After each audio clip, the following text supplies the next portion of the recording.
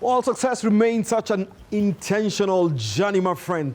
And no doubt, man, every time we can build on experiences and we can build on expertise and we can build on someone else's journey, it even becomes easier and more solid. It is exactly why we do the Gold Mine Show, just to keep on bringing you some of these experiences that complement to your consistency, that complement to your passions, and complement and give you that winning shot so that then you continue to become the gold mine that you are. I want to thank you for all the support you've given us. I want to remind you to keep on subscribing to the Gold Mine Show, and you want to do that on Facebook, on YouTube, as well as on Instagram. And let's continue building this club of success, this community of the Gold Mine Show that continues to say we will go to the grave empty because we must give everything that we've got. On set today, we have an amazing guest, a face that you probably know, a face that has done so much in such a short space of time, build successes in many different places. He speaks to us on matters building multiple businesses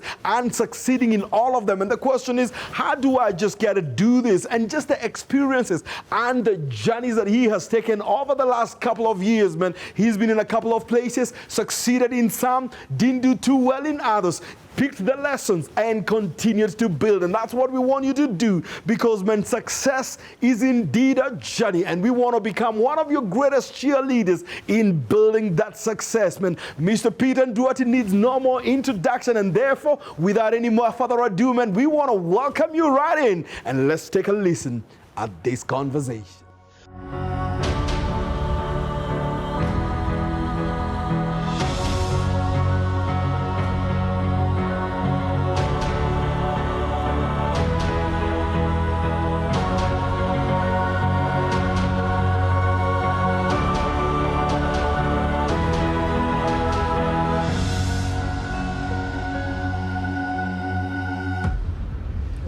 I want to introduce my guest, none other, the one and only, wears many caps and many hats, Mr. Peter Duarte. Thanks for having me. Thank you so much, man. Karibu sana on the Gold Mine Show. Thank you. So good to have you, man. Good to have you. Yep. And man, you're inspiring on many fronts. All right, I'm told. In fact, one of the times you described yourself, is it a serial entrepreneur? I'm a serial entrepreneur. Serial entrepreneur. Yes. Yeah? Yes. Fantastic. But I just want to take it back, all the way back, and we're going to just come in there. Okay. All the way back, man. Who is Peter Duarte? Where did this man grow up in? Right. So, ultimately, I'm a Dago kid. Dago, if you know Dago. Right. So I was born in Dago. Yep. I was born in Dagoretti. Yep. 50 plus years ago. Right. In your usual typical African home. Four brothers, 2 sisters. Parents were hustlers. Mm-hmm. So my dad started as a driver in a slaughterhouse, eventually ended up owning a slaughterhouse. Right. My mom used to sell in a shop. Yep. Next to the slaughterhouse. Right. Eventually ended up owning a slaughterhouse. But I grew up in a family where you wake up and your parents are hustling. Yep. You own butcheries. Mom is selling retail. Dad is doing wholesale. Right. Holidays, you're selling. You're being told go to that butchery and work there. Right. So I've seen unstructured entrepreneurship, right, but successful entrepreneurship. Right. So you have no choice but to follow. Yep. Yeah. So you found yourself in the butchery as well? Oh yeah, boy, goodness. There's nothing about the meat business. Yep. That I don't understand. If everything was to fail, I can still sell meat. You can go back to the... Oh yeah, I can sell meat. Kitchen stuff you've done? Yeah. I've done from transport to retail to wholesale to, and you know, the entire part of a cow has so many parts. You can make soup, you can sell mutura, you can sell the innards, right, you can do hides, right, you can make glue from hooves. I know the entire value chain. What? Entire, and I wasn't trained. Yep. A lot of this is by observation. Yep. The only thing that I was ever trained to is how I can be given a carcass in the morning, and by evening I'll be able to give you money. I can be able to calculate waste, and I paid my cost and given a profit. But I knew that maybe when I was in Form 2, maybe 12, 13-year-old. So, yeah. So I understand that part. Yeah. My goodness. Maybe now it has changed because there's now apps. My nephew does this business. So Right. there are apps, Yep. there's supplies, those Yep. retail supplies. Those days it was more the supply to butcheries. Yep. Leave the carcass, collect your money tomorrow. Right. It was like that. And then until... So you're extending it on credit. Exactly. But Right. eventually, Yep. my family went into the retail side. So they owned butcheries. Right. So it would be from the kichinjio to their own To their butcheries. own butcheries. Yes. So you forward integrate the business. Correct. And of course, if I knew that was what you were called, Yeah. vertical integration. No, it was a hustler. You're waking up, you're being told, listen, where do you think your school fees come from? You learn how to drive. I don't know when I learned how to drive, because you get up, you get into a pickup, you drive, and you'll be told this carcass has to be at 5 in the morning, has to be in that butchery. So you deliver. That's my upbringing. But there was school, but mostly I understood the hustling part of the business. You know, for me, why this is very refreshing is when you think about it. I mean, today we know Peter Ndwati, the CEO. Yeah, although I'm not a CEO of any business. I'm chairman of many businesses. I stopped being a CEO years back. There's no business that I wake up daily to go to. Yep.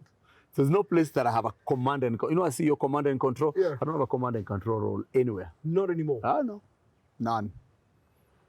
There's Tell us no. about that, man. I mean, I don't have. Okay. Let's Let's check it back. Yeah. Pine Creek Records. Right. The guys there call me CEO, but I don't think I'm really a CEO because I don't wake up daily to do it. Yeah. It's just that I'm in a command and control role, but it's not a daily issue. Right. My days of being a CEO ended maybe 4 years ago. Right. Oh, no, sorry. 3 years ago, in 2019, I actually served as CEO for a business that I later closed down, but I'm not a CEO anywhere. I don't even carry a title CEO anywhere. Well, we have known you. You've known me as a CEO of an insurance business. Yes. You've known me as a CEO of an event business. Right. I've been a CEO of an alcohol business. I've been a CEO of an air ambulance business. I had an airline once.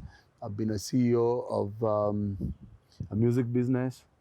The other issues, I've been investor, I've been a director, I've been chairman. But I stopped 3 years ago. I actually completely stopped having a command and control role. Is this because you have placed structures that continue to deliver the vision? Yes. The problem with most businesses is where the owner does everything. Right. The founder is involved in every channel. Right. So you have to learn when to get out of it. Right. And then as you get older, you don't have the same energy. I mean, Right. I went into business in my 20s. Right. I don't have the same energy. Right. So I'm not a CEO anywhere. Well, We I just can want to be talk sure I'm about it. interpreting this correctly. Yes. But part of my interpretation is the fact that, you probably don't go every morning to this place, command control, but it's because then there are structures that you already There are instituted. structures. Yeah, one, and then Yes. trust people. Yes. Yeah, so you look for the right people Yep. at the right place, Yep. then you trust them. So I start a business and I also have a date by which I want to exit, by Yes. which I must have laid Correct. You have and all laid of that structures, stuff. yes. And I say that because it's very inspiring. Just to imagine that Dago guy who used to wake up pretty early Yes. to go do the butchery business and Yes. deliver carcass here. Yes. Oh, we usually dignify it and call it nyama. Nyama. Yeah. That's how we call it. Yes. Yeah, and My mother ran that business until she was 80. right. Whoa. Yeah, and then she retired. I know that she's retired. We pushed out and told her, look. Take a break. And she moved to England. That's where she's now. Yeah, she moved and decided, look, if I stay there, she'll have to go and check whether slaughterhouse is clean, whether her customers are being serviced there. Yeah. So then you go through school in Dago. So I'm one interesting guy. Yeah. Born in Dago, went to Dagroti Primary, went to Dagroti High School. So if there was a Dagroti University, maybe I'd have ended up there. Yeah. Right. Then so typical issues. Primary school, usual old system of CPE were the last guys. Right. Old A-level system. Right. And I went to Dagroti A-levels, including A-levels. Right. Although I didn't finish A-levels. I dropped A-levels to become a dancer. I don't know if that part of my life you know. And your parents allowed this? Oh, no, they did. All right, tell us about it. So Yep. I had a band Yep. and I had a dance crew. At what age is this now? Oh, God, 15, 16? So I had a dance crew. No Shade Hotel in Ngong. Yes. Yeah. So our dance crew used to perform there. We used to open for Vitimbi crew. You know, Joan? Yes. Right. So we used to open for them. Right. And then during the same period, we got a gig with 20th Century Fox. Right. They used to own 20th Century and Kenya Cinema. Right. So they used to contract us Yep. to dance outside the cinema hall. Okay. So that, to attract people to enter. That time there was a movie called Breakdance. Right. So we used to break dance outside the show. That was my first paying gig. Wow. And then so they used to pay my crew, and then we perform. Yep. And people watch the movies. Yep. But of course, my parents had a plan that this guy has to go to business school. Right. Because now I've dropped out of from 5. Right. So it was very interesting that Honorable Tito was my school captain. School captain. The governor? Tito, yeah, the politician was my school Baba captain. Yes, was my school captain. In Dago? When he was in Form 6. Right. I think I was in 3rd form.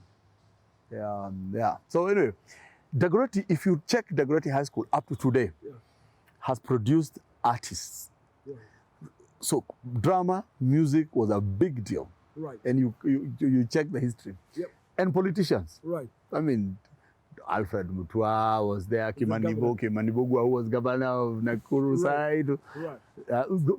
KJ, Waire. All those guys are Dago. Dago has that thing about Richness. drama. Right. Yeah, very rich in and the art side. Art space, yeah.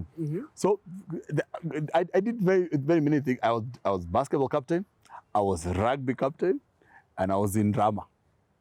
Yeah, so anyhow, so it was a very wholesome experience in the 80s. Right. Back to my crew. Right. So my first entrepreneurial gig is to sell me and my crew to perform Right. For Fox Theatres. Right. It is through Fox Theatres Yep. that Shade Hotel gave us a standing gig every Sunday. For the Vitimbi guys. For the Vitimbi guys. Right. And I did it for a while, for maybe another 6-7 months before I came home and I was told school admission, ticket. So I went to India. And so when I went to India, of course I never did business in India. I was a student, but I joined a Kenya theatre group there. And I joined a band and Kenya became theatre group, of Kenyans who we used to go city to city to perform. In India. In India. And I was this thing was in the blood. It was there too. And I was a soloist. Right. So and I soloed for 3 years. Lead soloist and dancer. So I did it along playing basketball and school. Again, good old days. We never used to look for jobs. You go with your school captain of Dago to India. I found him there. He was in school? He was there. I mean, it was when I joined from year 1, he was graduating. I met him there. Don't forget politics. Even Kabogo was there. I saw them all there. Forget that. There's been a lot of debaters together. He was there. Ichiro was there. The thing we don't understand is if you listen to politics, they never say he didn't go to school. They say Ferdinand Waitito was not in school there. He was called Clifford Waitito. It's a name, it's a change of name, but he was there. But at least you confirm you were in school together. Waitito and I were in school. No, because I was way behind him, but he was there. I can confirm you, and I can confirm he graduated. Yeah. So, so in those days, you're registered under the Ministry of Education. So the university is already aware that there are students who are graduating in a particular university abroad. So by the time you land, you are guaranteed one job at least, a government job. But also, you used to go to a public service, and then you go to Jogo House, and you find you've been admitted to you've been called by a particular company. So I got 2 jobs when I came back: Central Bank and Copycat. Although I never took any of them. And what did you study in this? Economics. I did economics, Now, in my family, older people, I had a cousin who had done insurance. And he was he was a senior manager at Kenya Re. They bought him a house, bought him a car. So thinking, wow, this is the career I want to go into. So of course now, very few people in the world select insurance as a career. Insurance finds you. But for me, I selected it. Consciously? This is what I wanted to do. Your cousin inspired? Yeah, because I had 2 people in my family. two cousins who were actually in the industry. Right. And that's how I ended up. So I went straight, and my cousin now had a relationship with the CEO of Canon Assurance. Right. Now you call Momentum. Right. And they gave me my first job as a management trainee. Right. And it is then I paid my masters. Right. Then I paid my professional insurance courses. I became a chartered insurer, and I cut my teeth there. Right. Now, when I'm working there, Yep. in Kenya we used to have one TV channel. Yep. KBC. KBC. Right. A new Used to TV. open at a certain Yes, I close a particular time. Right. Then a new channel opens. Right. KTN. KTN, yes. Right. What did those guys do? KTN took the best people at KBC. KBC. The best, and took them to KTN. Right. But they looked exactly the same as they looked at KBC. So I saw a business opportunity, and I approached KTN. Right. To dress people, to dress their reporters, Right. do their makeup and do their hair. So that we give them a different look. Different look. Yep. And I knew one of the senior guys there, and I got that gig. Please note I'm in insurance. Yep. Yeah. So I But started. sporting matters to do. It's an with- opportunity Right. opportunity. Correct. So I set up a business.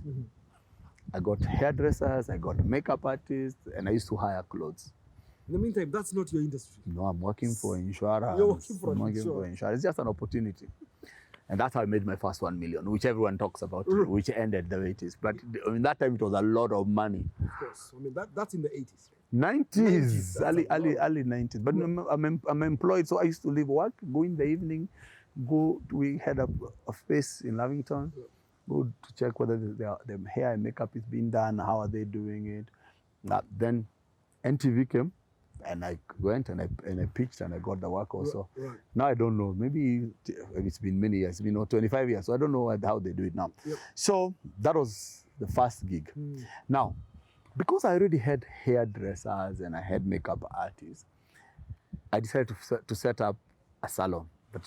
We call it a spa in Lavington. Right. Rented space, and so these celebrities would come there and have their hair done.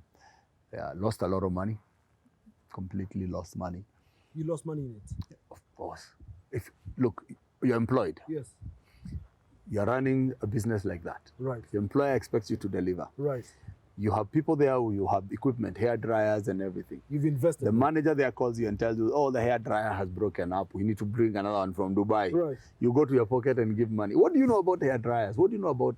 That was my first real business lesson. Yep. Do not invest in something you don't understand. Don't. Do not. Right. Pay school fees first. Right. Get it, understand it before you go into it. Right. And then, of course, time management and all that, and governance. So and the business was quite successful cash flow wise, but the cash was going to other people. Do you think the fact that you aren't spending time there was also a contributing factor? There's that. Yeah. But that's not that contributed to it. Right. I didn't depend on it. Yep. So it was just like a side also. Right. It was not painful. Yep. But the main issue is I didn't understand it. Right. Yeah. Right. So that was my first major business lesson. Correct. Meantime, I've grown in business. I've left my first employer. I've gone to the second employer. Yep. I've gone to a third employer. Yep. Whose AAR saw potential in me. Yep. I grew to general manager level. Right. Then, please note I'm 26. You became a general manager at 26. Already styling guys at KTN. Yes, dressing which of guys course at my employer NTV. doesn't know that I have that side hustle. Yep.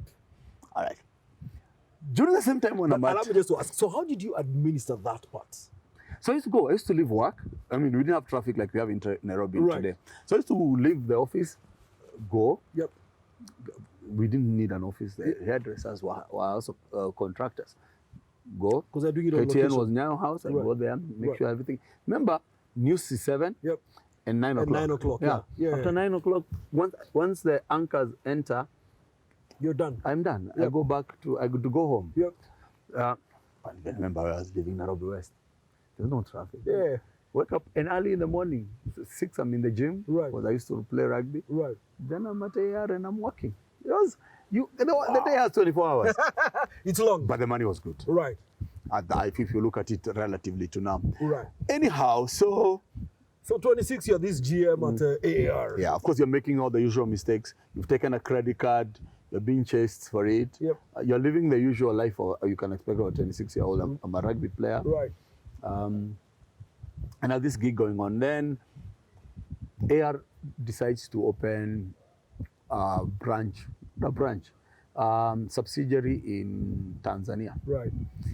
And I overhear management speaking about it, who will go and run it, and I went and offered myself. Yeah. So then I went to Tanzania. So I'm here, man. I can do the Tanzania thing. Yeah. Now, understand, I'm going to a country. Yep. The brand is not known. They have Right. never heard of it. Yeah? Right. It's not registered. I fly into the country, register the company, Yep. set it up, Right. get office space, employ people. Yep. Go to the regulator. There was no regulator actually that time. The product was not regulated. Start selling. That is what made me think, wait, I can do this for myself. Because you've just established one. Absolutely, and nobody knew. It's a new territory. From scratch all From the way. zero. New markets. Yeah. That's Right. what made me think, I can do this for myself. Right. And and I came back. Yep. I came back to Kenya, still employed Yep. at AAR. Yep. Worked a year. Then when I was there, there was a company called Medex. They offered me a job as CEO. I was looking at myself and thinking, me? Okay. So I turned it down. Right. And started my own business. Right. And that business became successful. Now, let's pause that for a minute and talk about, in the meantime, I had gone into music management. Remember, I left music in the 80s. Right. And went to college and continued singing. Right. So when I left and then when I came back, Kenyans never used to listen to their own music. We never used to, apart from vernacular, we used to listen. So the cool kids used to listen to R&B soul from the US, and the mainstream used to listen to Lingala. That was Kenyan music. Right. There are a few Kenyan songs, Maroon Commandos were there, but really, there was no content that you really could speak about. There was a lot of live events. I mean, you go to Starlight Club, which is now Integrity House, and there's a regular band, City Square, regular band, but who is there? Mangelepa, you know, Lingala. But then, all of a sudden, mid-90s, Right.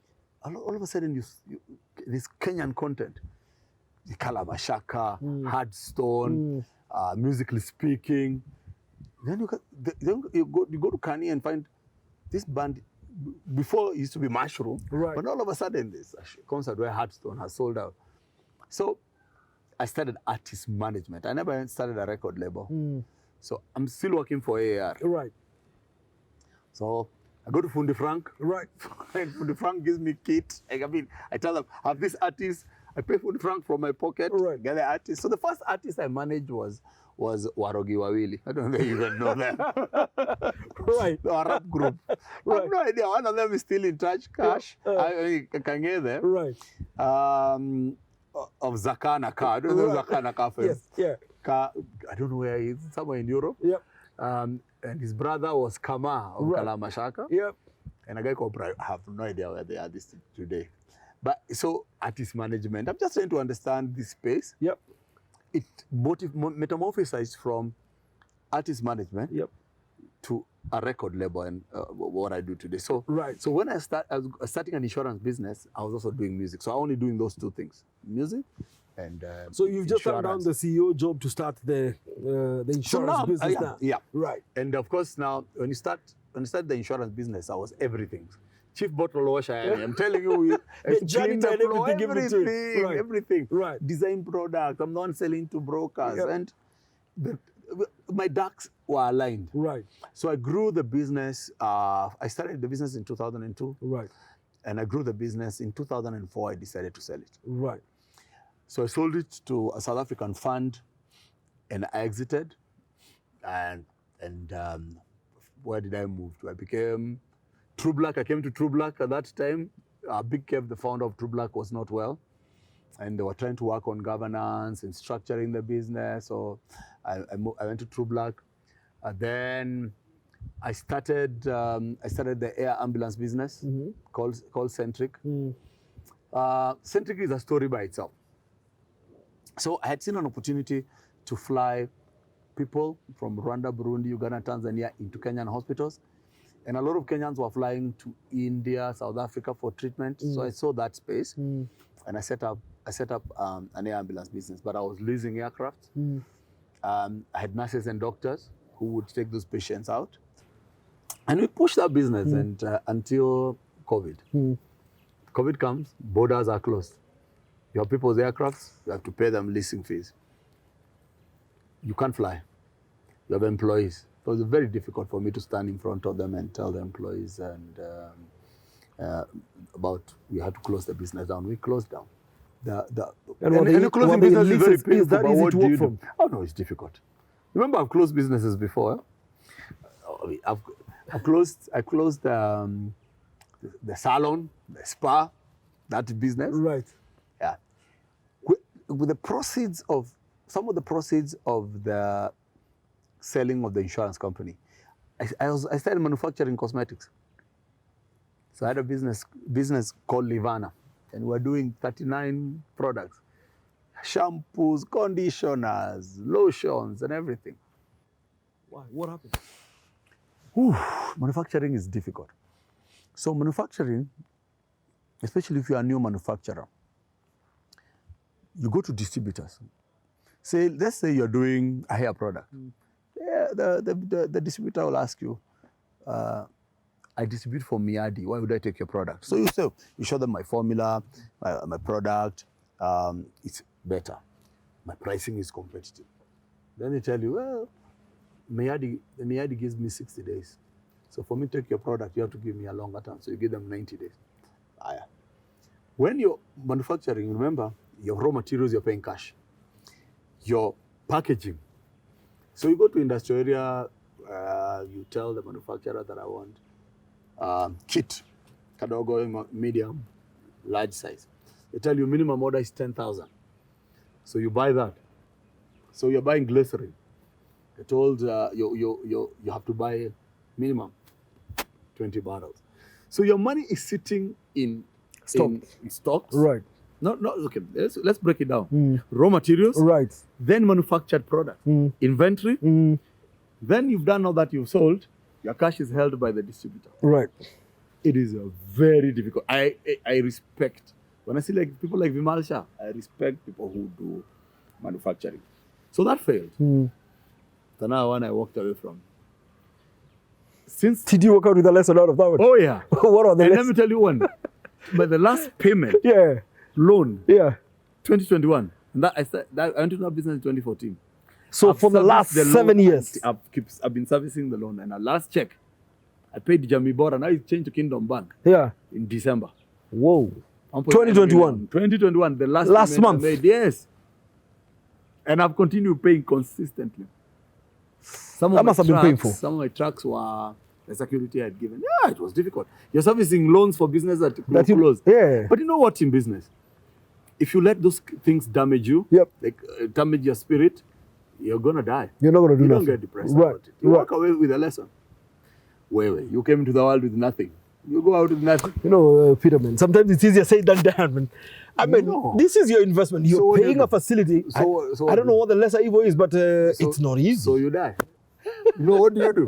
You have children, and then what do you do? And in the meantime, you're just pumping in money for a business in the long run. You see, the biggest thing you should ever do as a human being, keep your credit. Your credit should be clean at all times. Now, so you've done that transaction. You owe money. First, you need to engage with the people you owe money. Right. You continue servicing where you can. Right. There are people who choose to run away. Right. But you can't run away from your debts. Of course. Yeah. Of course. And your debts outlive you. So, so that's what happened. So it paid off. Must have been a painful journey, but nonetheless, well done. For Spain. Yep. Spain. So that was another lesson. Right. So, and sometimes you also leave a business and you see it not being run the way you wanted it to be run. And people start telling you, oh, you should have stayed, you should have continued. Like, that's another life lesson. You know, you need to, once you identify when to exit and don't look back. Just move on. Move on and move on to other things. So COVID comes, and there's no entrepreneur in the world who was not hit by COVID. Right. You close business, things you can see things struggling. So because of being involved in True Black, I went into alcohol distribution. So the CEO of True Black and myself, we made a decision, why don't we go to alcohol distribution? So we've been distributing for East Africa breweries in Nyanza. Pretty good business. Growing up in Dago again. Right. Les Wanyika is the dominant band. Where do they perform? In Dago, where Junction is. There is there was a club called Bombax. Right. You would know about it. You are closer to the age. Yeah, most of this crew would know about it. So, Right. I'm a young guy, 14, 15. My older brothers have a brother who's 10 years older than me, around 9 years older than me. So after rugby, we used to go to Bombax and watch these guys play. So I've known their music. I've seen them record. Some of them, my mother was their landlord. So I approached the remaining people, remaining Les Wanyika artists about 5 years So ago. you've loved these guys for years, man. I mean, from That's when you were music. young, I mean. Yeah, I've known their music. The Rumba was the music of the time. Right. And I acquired the rights to their music. And I decided to do a legacy project, which has been one of my heaviest projects. In that, bringing producers together, artists together, to try and contemporize the music and sell it to the younger generation. Right. And I'm involved in that project. Of course, it's been difficult, but we're still doing it. Not complete. We expect to get into touring this year. We still haven't finished all the songs. There are a couple of songs we need to do. The reception has been good. So pretty much picking music for back in the day. Yeah. And I want giving to do it a this not just Les contemporary Wanyika. style. Yeah. Not Les Wanyika. Yeah. I want to do this for other old artists who have long gone by acquire rights, continue doing this. You've seen them pass the mic project. That's what we want to do. Okay. I want to pick a couple of leadership lessons from it. Right. Because you've played leadership, many fronts. Right. All right. And just what it takes just to be able to build the nature and the gravitas of businesses that you've been able to. What are some of those things that you would say, here is probably my routine, here is my cycle, this is how I run it.